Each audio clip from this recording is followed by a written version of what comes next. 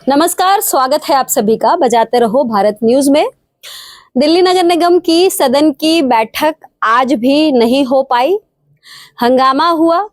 पक्ष की बात करें तो पक्ष ने कहा कि विपक्ष नहीं चलने दिया, विपक्ष की बात करें तो विपक्ष ने कहा कि जिस मुद्दे पर हम बात करना चाहते थे वो पक्ष ने करने नहीं दिया और एक बहाना मिल गया जिसकी वजह से सदन को नहीं चलने दिया गया। मतलब कुल मिलाकर पक्ष और विपक्ष दोनों को ही बहाना मिल गया कि इस बार सदन ना चले। चलिए अब तीसरे एस्पेक्ट से समझते हैं। हमारे साथ सीनियर लीडर मुकेश गोयल साहब हैं, क्योंकि मुकेश जी भी हाउस में थे तो मुकेश जी से ही जानकारी लेते हैं। मुकेश जी, हुआ क्या? नहीं, आज जैसे हाउस चालू हुआ उसके अंदर मैंने एक दो मुद्दे उठाए कि जैसे शोक प्रस्ताव था। हमारे पूर्व डिप्टी मेयर भी रहे हैं, मेयर भी रहे हैं, राजेश गहलोत जी, उनकी डेथ हुई है, जबकि जानकारी नहीं थी। बोले कोई डेथ नहीं हुई, तो मैंने कहा भाई राजेश गहलोत जी की डेथ हुई है, पूरी दिल्ली जानती है। एक हमने और मुद्दा उठाया, कमिश्नर ने रिपोर्ट दी कि दिल्ली के अंदर कोई डीएमसी के उसके अंदर एरिया के अंदर कोई दुर्घटना नहीं घटी। मैंने उन्हें याद दिलाया कि 3 लोग कल ही दरियागंज के अंदर एक बिल्डिंग गिरने से मरे हैं, तो वो किसके अधिकार क्षेत्र में आते हैं? क्या वो नगर निगम के क्षेत्र में नहीं आती? बहुत सारी घटनाएं ऐसी होती है। शर्मा जी, आपको भी पता होगा, पहले जितनी भी रिपोर्ट होती थी कमिश्नर रिपोर्ट करता था। कोई आग लगने की घटना होती थी, कोई दीवार गिरने की घटना होती थी, या जिससे किसी की जान माल का नुकसान होता था या नहीं होता था, लेकिन वो घटनाएं दी की जाती थी। लेकिन अब वो सारी की सारी घटनाएं बंद कर दी गई, कोई आता ही नहीं, सिर्फ रिपोर्ट के अंदर नील आ जाती है। हंगामा क्यों हुआ? हंगामा उसके बाद हंगामा इस बात पे हुआ कि भारतीय जनता पार्टी के महापौर महोदय ने मोदी जी को धन्यवाद करने के लिए 11,000 रुपए की उन्होंने वो 11,000 करोड़ रुपए की घोषणा करी है। उससे रिलेटेड था, उसके लिए धन्यवाद प्रस्ताव लाए थे। विपक्ष ने उस पर शोर मचाना शुरू कर दिया और ये आपस में लड़ते रहे, आपस में शोर मचाते रहे और उसी की वजह से हाउस स्थगित हो गया। अब आते हैं मेन मुद्दे पे। आपने अभी कमिश्नर साहब की बात की। कमिश्नर साहब कल भी स्थायी समिति में बहुत सारी रिपोर्ट पेश करते हुए दिखाई पड़े, जिसमें उन्होंने साफ साफ कह दिया कि दिल्ली नगर निगम में फंड क्राइसिस है। अब ये बताइए कि जिस तरीके से कल कमिश्नर साहब का ये बार बार कहना कि पैसे नहीं हैं पॉकेट में, जब पैसा नहीं होगा तो समस्याएं तो होंगी। यहाँ तक उन्होंने कहा कि 3400 करोड़ रुपए की देनदारी है नगर निगम की। जो कंसेशनर्स हैं उनको 90 करोड़ देना होता है, 70 करोड़ ही दे पाते हैं। तो जब आपके पास पैसा ही नहीं है तो पहले तो इसका विकल्प ढूंढिए कि ये कहाँ से आए। तो कुल मिलाकर पैसे की दिक्कत को लेकर बार बार कमिश्नर साहब बोलते रहे। तो ये जो रिपोर्ट उन्होंने अपनी तरफ से कल पेश किया, उस पर आप क्या कहेंगे? नहीं, कमिश्नर जिस बात की जिक्र कर रहे हैं कि फाइनेंशियल क्राइसिस है, ये तो सबको पता है कि कॉर्पोरेशन के अंदर आज से नहीं है, पिछले काफ़ी वर्षों से फाइनेंशियल क्राइसिस है। और जो भी सरकार आती है, जब आम आदमी पार्टी की सरकार आई थी, केजरीवाल जी ने सरकार बनने से पहले जब चुनाव था, बड़े लंबे चौड़े वायदे करे थे। हम दिल्ली नगर निगम को अच्छे तरीके से चलाएंगे, हम उसे स्वावलंबी बनाएंगे, उन्हें आर्थिक रूप से मजबूत करेंगे। 1 रुपया नहीं दिया दिल्ली नगर निगम को, कोई उन्होंने काम नहीं किया।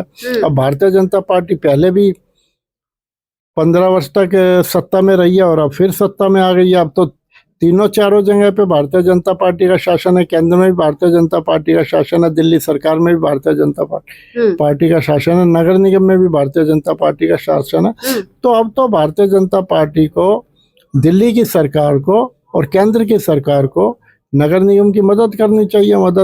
नगर निगम को कोई पैकेज दिया जाना चाहिए, कोई विशेष पैकेज दिया जाना चाहिए। मतलब कुछ ठीक नहीं चल रहा है, शासन तो है लेकिन शासन को अंजाम ढंग से नहीं दिया जा रहा है। यही कारण है कि कल स्थायी समिति की बैठक में भी कमिश्नर साहब पूरी तरीके से कंट्रोल करते हुए दिखाई पड़े। उन्होंने साफ साफ कह दिया कि जिसको जो कंप्लेंट है वो करो, लेकिन पैसा कहाँ से आए। तो ये बताइए कि ये पैसे की समस्या जो है, ये बार बार भारतीय जनता पार्टी के पार्षद कहते हैं कि ये समस्या तो केजरीवाल जी द्वारा क्रिएट की गई है। जब इनका शासन दिल्ली सरकार में था तो इतनी सारी देनदारी हो गई कि उसको ही निपटाने में इतना टाइम लग रहा है, तो पहले पुराने निपटाओ फिर नया आ जाता है। तो इस बात पर क्या आप सहमत है कि भारतीय जनता पार्टी सही कह रही है कि पुराने इतने सारे फंड्स हैं, बैकलॉग्स हैं, जिसकी वजह से ये परेशानी हो रही है? नहीं, इसमें कोई दो राय वाली बात नहीं है। पुराने बैकलॉग्स हैं जिसकी वजह से दिक्कतें आ रही हैं, लेकिन मैं साथ ही साथ ये भी क्लियर करना चाहूँगा, पहले भारतीय जनता पार्टी की तीनों जगह नगर निगम में सरकार थी, उस समय भी नगर निगम घाटे में चल रहे थे और उस समय पे भी क्राइसिस थे और उस समय भी देनदारी थी, और वो देनदारी केजरीवाल जी के आने के बाद और बढ़ गई, कम तो हुई नहीं और बढ़ गई। तो देनदारी तो दोनों के राज में हुई है, भारतीय जनता पार्टी के राज में भी हुई है और आम आदमी पार्टी के राज में भी हुई है। तो ये नहीं कह सकते वो लोग कि इनके कहने पे क्राइसिस हो गया और उनके कहने पे क्राइसिस हो गया। क्राइसिस तो है, लेकिन किसी भी सरकार ने अभी तक ये क्राइसिस खत्म करने के लिए कोई एकमुश्त योजना नहीं लेके आया। नगर निगम का कोई विशेष पैकेज की बात नहीं है। नगर निगम को देश की राजधानी है, दिल्ली देश की राजधानी है। जब आप देश की राजधानी को ही अगर जो आप फाइनेंशियली ढंग से मजबूत नहीं करोगे और वो यहाँ ढंग से काम नहीं चलेंगे तो किस प्रकार से लेकिन मुकेश जी 6 महीना बीत गया है, जो आप कह रहे हैं कि कोई पैकेज लेकर नहीं आए, तो पैकेज तो दूर दूर तक कहीं आता हुआ दिखाई नहीं पड़ रहा है, पहली बात। दूसरी चीज जो आप कह रहे हैं कि तीनों जगह दिल्ली नगर निगम, केंद्र और एमसीडी तीनों जगह भारतीय जनता पार्टी की सरकार है, और बावजूद अगर ये सब चीजें नहीं हो रही है, उसकी जगह ये कहा जा रहा है कि पुराने बैकलॉग्स थे, केजरीवाल जी कर गए, और आप भी कह रहे हैं बीजेपी की जब तीनों जगह सरकार थी तब भी ये समस्या बनी हुई थी। तो इसका विकल्प क्या है? क्योंकि अभी भी तो सिर्फ एक्सक्यूज ही मिल रहा है, समाधान नहीं मिल रहा।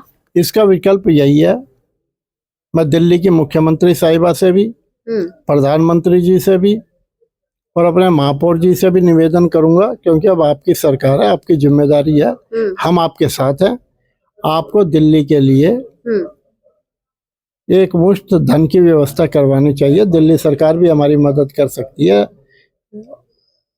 केंद्र सरकार भी हमारी मदद कर सकती है। शर्मणी जी, पहले भी ऐसा हुआ है कई बार कि केंद्र सरकार ने हमारे को किसी न किसी मद के अंदर पैसा दिया जिससे हमने नगर निगम की स्थिति को तो केंद्र तो बार बार वही कहता है ना कि भाई हम ऑलरेडी डीडीए को पैसा दे रहे हैं, दिल्ली पुलिस को दे रहे हैं, हम यहाँ के प्रशासन को संभाल रहे हैं। तो वो तो हमेशा यही कहते हैं कि ऑलरेडी हम पैसा दे रहे हैं। आपको ध्यान होगा कि जब केजरीवाल जी की सरकार थी दिल्ली में, तो 3000 करोड़ को लेकर ये सारे लोग सीएम हाउस के बाहर बैठ गए थे कि ये पैसा सीएम केजरीवाल को देना है, वो दे। तो उस समय भी ये मसला उठा था, तो कहां से आएगा फिर पैसा? जब तक पैसा दिल्ली सरकार और केंद्र सरकार दिल्ली नगर निगम की मदद नहीं करेगी, दिल्ली नगर निगम एक छोटा भाई है, नगर निगम के दिल्ली की सरकार बड़े भाई है, और हमारे जो केंद्र सरकार है वो हमारी अभिभावक है, और केंद्र सरकार के कानून के तहत ही हमारा डीएमसी एक्ट बना हुआ है, उसके अंतर्गत ही हम सारे काम करते हैं। तो मैं तो ये निवेदन करना चाहूँगा कि आप इसका कोई रास्ता निकालें। देश की राजधानी है, देश की राजधानी को सोचते हुए, देश की राजधानी अच्छी होगी, साफ सुंदर होगी, विदेशों से, वर्ल्ड से लोग आते हैं, राजनयिक भी आते हैं, बड़े बड़े राष्ट्राध्यक्ष भी आते हैं और लोग भी बहुत आते हैं। दिल्ली देश की राजधानी है, दिल्ली देश की राजधानी को इस तरह का स्वरूप देना चाहिए कि वो वाकई में लगे कि भारत विकसित हो रहा है और भारत की राजधानी भी विकसित हो रही है। मुकेश जी, कहने का मतलब ये है कि अभी केंद्र से कुछ पैसा नहीं आ रहा निगम को?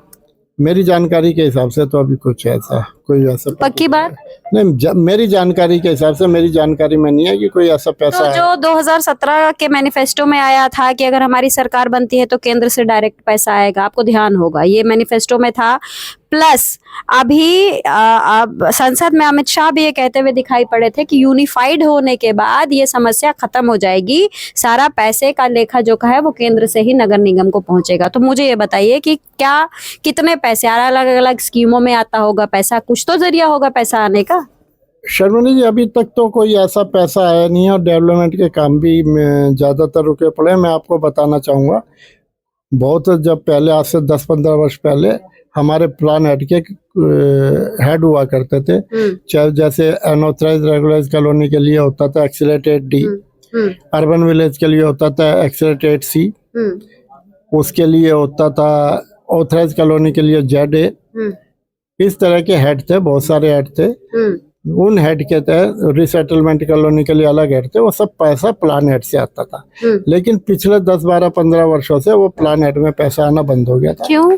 बस वो आपस कोई में नियम आ गया था, कोई कानून आ गया था? कुछ सरकार और नगर निगम की आपस में कुछ ऐसी हुई कि वो प्लानेट का पैसा आना बंद हो गया, जिसकी वजह से दिल्ली के अंदर विकास भी रुक गया और धीरे धीरे धीरे लाइबिलिटी बढ़ती गई। तो देखिए ये पूरी स्थिति है, समझने की जरूरत है, क्योंकि अधिकारी, नेता सब क्या करते हैं कि पैसे का ठीकरा एक दूसरे के ऊपर फोड़ते रहते हैं कि वहां से पैसा नहीं आया, पुराने बैकलॉग्स इतने ज्यादा है, क्या करें।